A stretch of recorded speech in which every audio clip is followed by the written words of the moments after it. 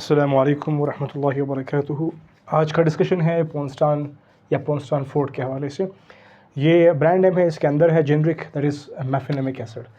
तो आप अगर कोई भी मेडिसिन ख़रीदते हैं उसके ऊपर जो भी पहला नाम हो, पोंस्टान फोर्ट हो, उसके नीचे अगर लिखा हुआ मेफेनेमिक एसिड तो समझो कि भाई आपने मेफेनेमिक एसिड ही लिया है। तो कोई भी नाम ऊपर हुआ, नीचे अगर ये नाम हुआ तो फिर मेफेनेमिक एसिड है। अभी ये जो पोंस्टान फोर्ट या फिर पोंस्टान या फिर मेफेनेमिक एसिड जो है, ये किस लिए इस्तेमाल होता है?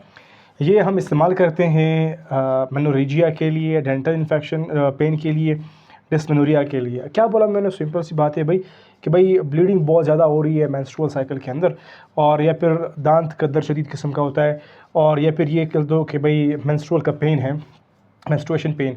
तो उन तमाम सूरत हाल में जो है मेफेनेमिक एसिड का बहुत ही अच्छा रोल है। और ये काम कैसे करता है? ये पेन, फीवर, इन्फ्लेमेशन को रोकता है। ये बॉडी में जाकर के कुछ एंजाइम है जिसका नाम है COX-1, COX-2, उसके ऊपर बाइंड करके। और इसको आपने कैसे इस्तेमाल करना है? आपने इसको खुराक के साथ इस्तेमाल करना होता है। अगर आप इसको दूध के साथ इस्तेमाल करें भी तो कोई मसला नहीं है। मतलब खुराक किसके लिए ज़रूरी है? तो अगर खुराक नहीं है, वैसे दूध आपके पास है तो फिर दूध भी आपके लिए खुराक ही समझो। तो ये फिर इजीली आपकी बॉडी के अंदर जाएगा और अपना काम शुरू करेगा। काम जब शुरू करेगा ये तकरीबन इसको 30 मिनट लगेंगे। और फिर जब ये काम शुरू कर लेता है, उस काम को करते हुए, मतलब ये कि पेन को कम करते हुए या फिर फीवर को, इन्फ्लेमेशन को, डेंटल पेन को, मेनोरेजिया को या फिर डिस्मेनोरियल पेन को जो है उसको रोकने के लिए तकरीबन ये 6 से 8 घंटे ले सकता है। किसी में 6, किसी में 8 घंटे तक ये पेन को आपको रोक सकता है।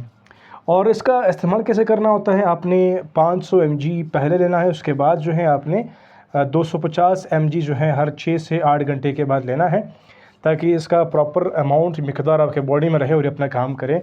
याद रखिए भाई, अगर आपने 1500 mg से ज़्यादा ले लिया तो समझो अपने आप को आप ख़तरनाक कसरत के अंदर डाल रहे हैं इसके। और ये 7 दिन से कम ही इस्तेमाल करना होता है, मतलब जितना हो सके 3 दिन हो, 2 दिन हो, 1 दिन हो, तब भी इस्तेमाल करना होता है। अगर आप इसको लंबे अरसे तक इस्तेमाल करोगे तब भी आपके बॉडी के लिए ख़तरनाक कसरत कर सकता है बॉडी पर। ओके।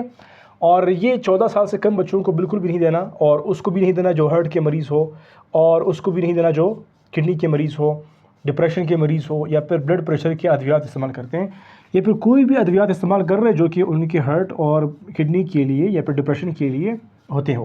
क्यों? ये अद्वियात उन अद्वियात के साथ जो है वो लड़ते झगड़ते हैं, जिससे फिर क्या होता है, फिर ये मसाइल जो है मज़ीद ख़राब हो जाते हैं, मज़ीद ज़्यादा हो जाते हैं। और प्रेगनेंसी में बिल्कुल भी नहीं देना, लेकिन सेकेंड ट्राइमेस्टर में तकरीबन अगर हम देखें कि भाई फ़ायदे ज़्यादा है, नुकसान कम है, तो फिर हम दे सकते हैं। अभी एक पॉइंट यहाँ पर रिमेनिंग है, पोंस्टान और पोंस्टान फोर्ट में क्या फ़र्क है? सिंपल सा डिफरेंस है। पोंस्टान फोर्ट जो है वो उसमें स्ट्रेंथ ज़्यादा होती है, 500 mg है, पोंस्टान में 250 mg तो होती है। मतलब ये कि स्ट्रेंथ का फ़र्क है। फोर्ट का लफ्ज़ लगने से इसका ये मतलब है कि भाई इसके अंदर दवा की मिकदार ज़्यादा हो गई। तो ये थोड़ा सा डिस्कशन था जो मैंने इंपॉर्टेंट समझा आप लोगों का शेयर करना रिगार्डिंग पोंस्टान फोर्ट।